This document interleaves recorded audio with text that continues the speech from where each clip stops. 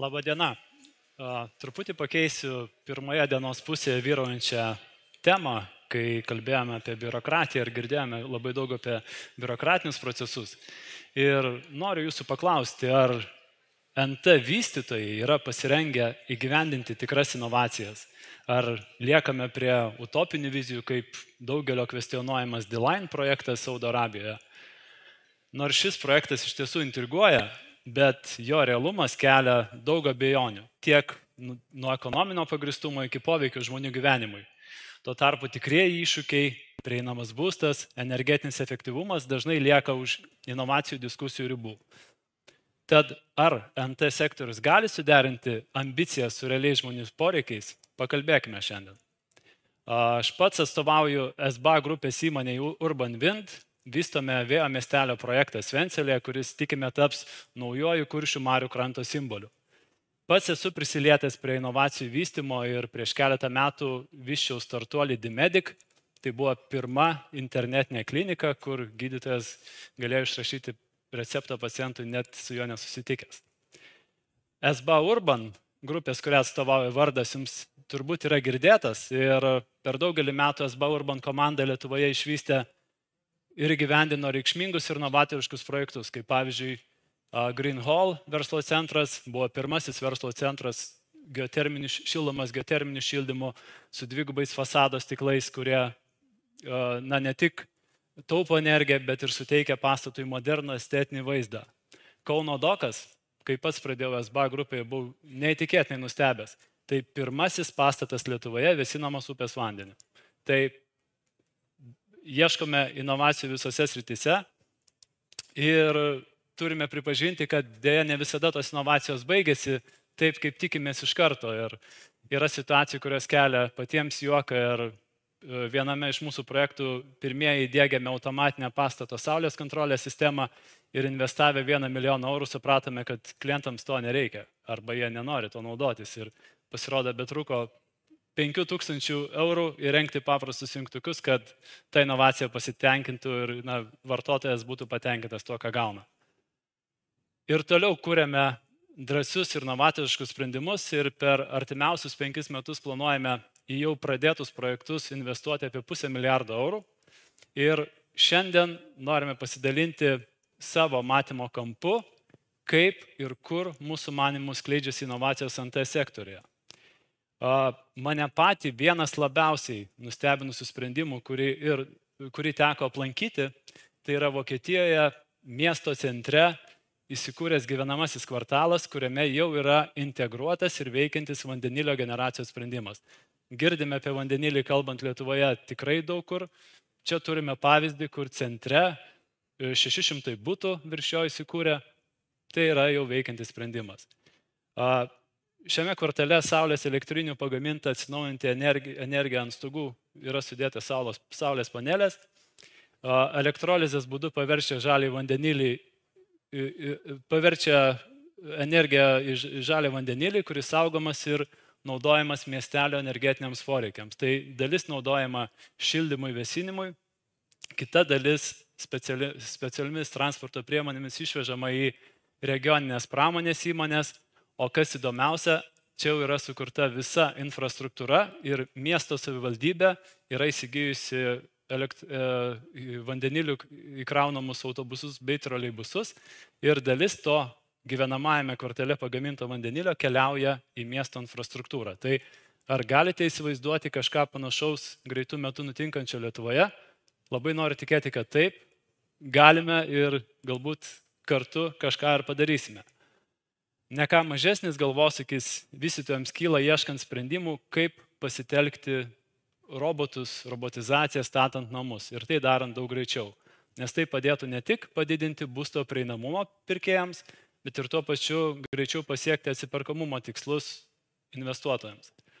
Viena labiausiai pažengusių kompanijų šioje srityje yra amerikiečių Diamond Age, kuris išvystė Factory in Field tokį segmentą, kur pasitelkus robotus galima maždaug iki 55% žmogaus darbo jėgos eliminuoti ir namą pastatyti maždaug iki 7 dienų.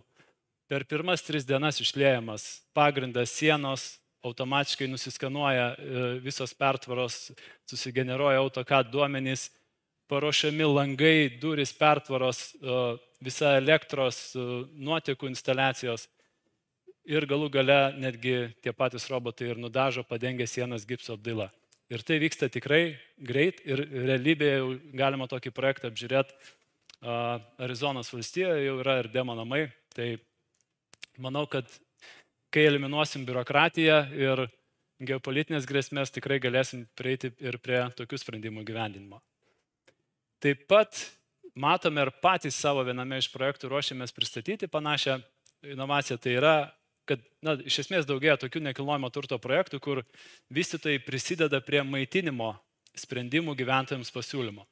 Tai yra tiek padedant įsikurti miesto ūkiui, tiek iš karto siūlant komercializuotus sprendimus, pavyzdžiui, numatant ir nuomojant kažkokį plotą darželiui ir kaip Netflix'ą užsisakai filmus, tai čia irgi noriu dabar pasodininkauti, tai užsisakysiu savo kažkokią lysvę ir tą padarysiu per platformą ir galbūt dar kaip vystytojas pasiūlys man kažkokį lojalumo programos sprendimą, kur tos visos gražios idėjos įsigyvendinsi tai, kad prisidėsime prie kito požiūrio į kvartalų vystymą. Vienas iš įdomesnių projektų, kurį teko aplankyti Švedijoje, tai ši švedų kompanija NVAC jau daugelį metų iš tiesų vysto ir tobulina sprendimą, kuris leidžia atsisakyti konteinerių kvartalų teritorijose. Tai atveria erdves parkams, sumažina CO2 emisijas, triukšmą ir aišku, kaip vystytojams tai yra svarbu, kad atsiranda daugiau ploto, kuriame galime kažką statyti, parduoti, nuomoti ir panašiai. Ir ši sistema leidžia gyventojams patogiau rūšiuoti atliekas, o tai ženkliai pagerina gyvenimo kokybę ir tiesiog tą atliekų rūšiavimo procentą. Pati sistema veikia tokiu principu, kad tai yra vakuuminių vamzdynų tinklas, į kurį žmonės įmeta šiukšles, negaliu su pointeriu parodyti. Tie vamzdynai keliauja į rūšiavimo centrą maždaug 70 km/h greičiu, tai iššauna tikrai labai greit. Pati sistema turi jungti su mūsų regione su Nord Pool birža, tai, pavyzdžiui, vartotojai šiukšlės išmeta, jos šiek tiek yra kaupiamos tose surinkimo taškuose, o kai elektros kaina nukrenta, pati sistema nusprendžia, kad viskas jau yra ekonomiškai naudinga šiukšlės siųsti į rūšiavimo centrą ir tai taupo visapusiškai resursus. Projekte, kuriame teko lankytis pačiam, ilgiausia trasa vamzdynų buvo nusidriekusi virš 2 km ilgio, o visą sistemą aptarnauja maždaug iki 10 darbuotojų. Ir mes čia kalbame apie virš 100 000 dydžio rajoną. Tai tikrai keis, kaip ateityje darosmės su atliekomis. Pastaruoju metu gal jau net ir per daug girdime linksniuojamą žodį dirbtinis intelektas, bet iš kitos pusės susikūrusi technologinė infrastruktūra sukuria be galo daug galimybių tolimesnėms inovacijoms. Ir pavyzdžiui, suomių kompanija Zen Robotics sukūrė sprendimą, kuris padeda efektyviai rūšiuoti statybinės ir būtinės atliekas. Ir matot, panaudojo elementarų konvejerį, dirbtinį intelektą ir kamerą. Ir viskas sujungus, tu gauni sprendimą, kuris ir paprastas, ir tuo pačiu nepaprastas.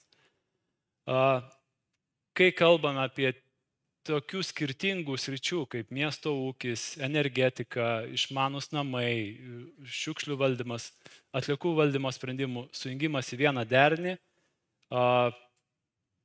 atsimušame į poreikį kažkaip viską sujungti į vartotojų suprantamą sprendimą. Ir matome didžiausių pasaulio kompanijų, tokių kaip pavyzdžiui Samsung, susidomėjimą šią sritimi ir berods šiandien Samsung Barcelonoje pristato savo SmartThings Pro programėlę, kuri vystytojams leis apjungti mano minėtas įrodomas sritis į vieną patogų, suprantamą technologinį sprendimą, kuris beje veikia mūsų kaip vartotojų jau įprastose infrastruktūrose. Tai programėlė, kurią turime visi tiek Android, tiek Apple telefonuose ir tai nebereikia išradinėti kažkokių kurti papildomų appsų ir panašiai.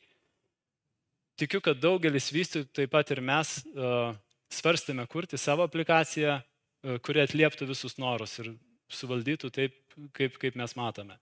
Tačiau suprantame, kad tokių platformų kūrimas yra ekonomiškai nenaudingas, o po keliurių metų investicijų į tokią platformą ji gali staigiai tapti nebevertinga, nes užtenka pasikeisti vieno iš partnerių API-sų ir viskas griūna. Tai panašu, kad didieji pasaulio žaidėjai, kurie turi milijoninės auditorijas ir turi stipres technologinės bazės, labai stipriai atsisuko į šią rinką, kaip ir robotizacijos kompanijos atsisuko taip pat į statybinę ir NT vystymo rinką. Pabaigai noriu pasidalinti trumpą istoriją apie išmanų kvartalą, kuris vystosi netoli Stokholmo. Pažįstu asmeniškai jo vystytojus ir turėjom susitikimą. Ir jie, kaip ir minėjau, vysto išmanų kvartalą ir kuriame vieni iš tokių įdomesnių sprendimų bus, pavyzdžiui, nepanaudotos energijos dalymasis tarp namų.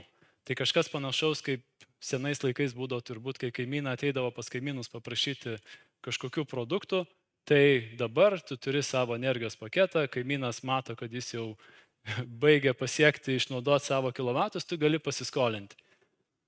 Ir mano minimas vystytojas dar nepradėjęs statybos darbų siekia susirinkti kuo daugiau duomenų reikalingų sėkmingam projekto startui. Ir jie pasigamino keletą demo namų, jos vežė į parodas, taip pat į kitus namus kvietėsi fokus grupės ir leido jiems savaitę arba 2 savaitės pagyventi, ir pabandyti praktiškai išsibandyti tas visas siūlomas inovacijas. Ir jų patirtis buvo be galo įdomi, nes jie suprato, kad vienas labiausiai visas grupės vienijančių sprendimų buvo pirminė atmetimo reakcija į tai, kas buvo sukurta. Ir tiek technologijų entuziastai, tiek minimaliai technologijomis besinaudojantis asmenys dažniausiai ieškojo sprendimų, kaip paprastu būdu įsijungti elektrą, o ne nesinaudoti sensoriais ar balsu kažkokiais valdomais pasirinkimais. Ir ši situacija šiek tiek primena mūsų pačių 1 milijono eurų eksperimentą su automatizuotomis žaliuzėmis, kur galų gale turėjom vis tiek ieškoti papildomų sprendimų. Bet esminė žinutė, ką išsinešėme bendraudami su minėta kompanija, su minėtu vystytoju, tai yra, kad mes kaip nekilnojamo turto vystytojai ir visi profesionalai turime kuo daugiau vieni su kitais kalbėtis apie inovacijas, dalintis naujienomis ir tik taip mes galėsime edukuoti rinką. Nes iš tiesų inovacijų madas diktuojame mes patys, kiekvienas iš sėdinčių šioje auditorijoje. Ir dalyjantis sukaupta patirtimi, pristatant naujus standartus tiek technologinėme, tiek reguliacinėme lygmenyje, mes tikrai galėsim visi judėti į priekį daug greičiau. Ir esu įsitikinęs, kad Lietuvoje turime viską, ko reikia pasaulinio lygio idėjoms įgyvendinti. Tad tik veikime kartu ir tos idėjos greit taps realybė. Ačiū Jums labai.